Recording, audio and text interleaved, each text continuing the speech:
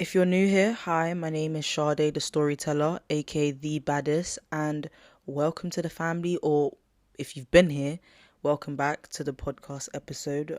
I hope you guys are enjoying my podcast and how I am as a person. Really does mean a lot. And do forgive me if I stumble on my words or stumble on my words. Not really a good reader, so bear with me. Today, we're going to dive into a topic that so many of us struggle with, and that's why it's okay to outgrow people and places. But first, before I get into it, I want to ask you a question. I want to ask you a question. Have you ever been to an event or gone out with someone you considered your closest friend and thought, something doesn't feel right? You can almost sense the drift between you. In fact, you can see it. That, my friend, is your body telling you something. It's telling you that you're growing and it's time to find things that truly fit your puzzle. Now, when this happens, you might feel a sense of guilt, like you're doing something wrong. Maybe you even worry about being judged. So what do we usually do when that guilt kicks in? We start to overcompensate. Here's how it often looks. Spending extra time with them even when you don't want to, just to avoid seeming distant. Being overly nice or overly available because you feel bad for moving forward without them. Over explaining your choices or justifying why you're evolving. Sound familiar? If it does, you're not alone. But why does this happen? There's two main reasons, so bear with me. Cognitive dissonance. I hope I've said that word right. Dissonance.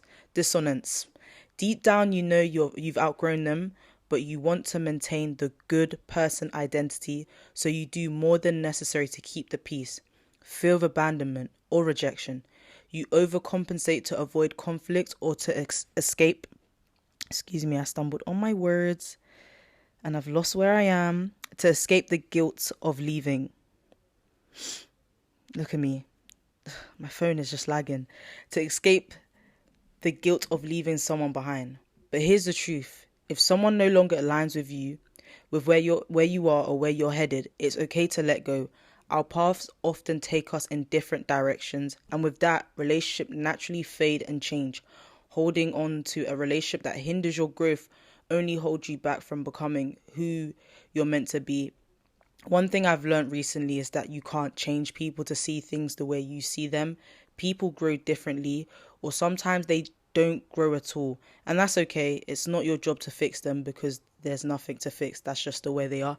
And I guess I learned the hard way. I'm someone that's too nice and too forgiving to the point where it's really hard for me to let go. Like, you try your best to see the good in them. And I even told my therapist, like, I have a really bad tendency of wanting to change people when I know I can't change them. So the thought of me knowing that I can't change them, I just have to let them go because you're no longer fitting my puzzle piece no more. And I guess that was a thing with me and an old friend. It was just becoming a point where I was just like, I can literally see myself outgrowing you. I can literally see myself not like finding things funny, or when I'm in your presence, I'm uncomfortable or just feel very out of place. Like, it feels very forced on both ends. So it took me a while to let go, and I knew that I had to let go of that friendship. Imagine it took me years to actually let go of that friendship. Too long. I let go of it this year. Ciao, I done let go of it this year, y'all. And I'm proud of myself nonetheless, because regardless of how long it took me, at least I've got it done. And you could do the same thing if you just kind of really sit down with yourself and just be like, okay, do these people align with me? Is it making sense? If not, I know what I need to do. Yes, it's hard, but sometimes you have to do it. Now, let me share a few interesting stats with you. Research showed that up to 70% of close friends dissolve within 7 years, and over half of people's social network change during that time. Losing a close friend actually triggers listen, I don't even know how to say this word, but it's something to do with your brain, innit?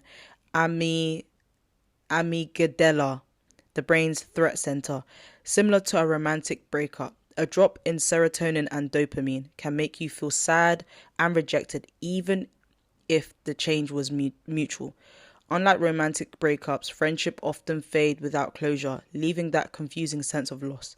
So if you've ever felt down after a friendship drifted apart, know that it's completely normal and science backs it up. The stats are there. Do you get what I mean, big man? The stats are there.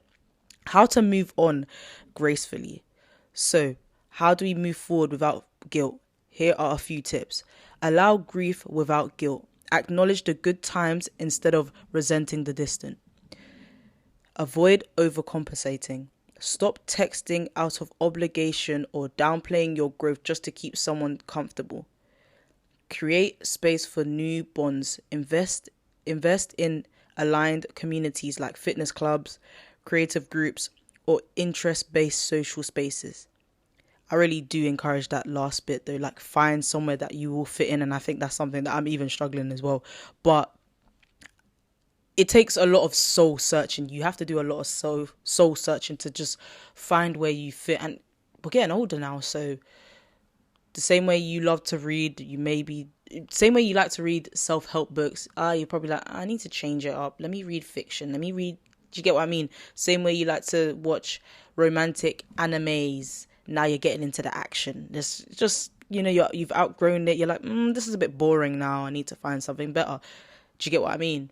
So it does take time to reach a new level in your life, and it does take a lot of sacrifices that you have to make, but just know why you're doing it and why you're making those sacrifices. And even if you end on good terms, just know you had good intentions. And at the end of the day, people can't make it about themselves, because at the end of the day, you was born alone, you will die alone. As morbid as that sounds, this is your only life. So do what you think is right. Don't do it out of feeling bad because now they're making you feel bad. If they make you feel bad that you've chosen yourself, they're not for you. Simple. Some people say they do believe that if it's meant to be, you guys will naturally come back together. In my head, I feel like sometimes it's never going to be like that. You know how they think in boyfriend and girlfriend, if we're meant to be, then it will be. I remember saying that to my ex, if it was meant to be, then it will be. But I don't believe in that saying anymore. Like, if you're letting go of someone, you're letting go of them for a reason. Some people genuinely don't change, so I'm not even going to do that. If I'm being totally honest with you, I'm not even going to do that. No, not at all. If this episode hit home, I want you to reflect on one question. Who are you holding on to out of guilt, and what would it look like to release that with love? Share your thoughts with me in the show notes, or send me a DM with your story. I'd like to hear from you. I don't actually get DMs. That's like the sad part about it, but hopefully you guys can share your thoughts. Thank you for tuning into this episode. If you enjoyed it, please share with a friend. Help spread the message. Until next time, keep growing, keep glowing, and I'll see you soon. Bye.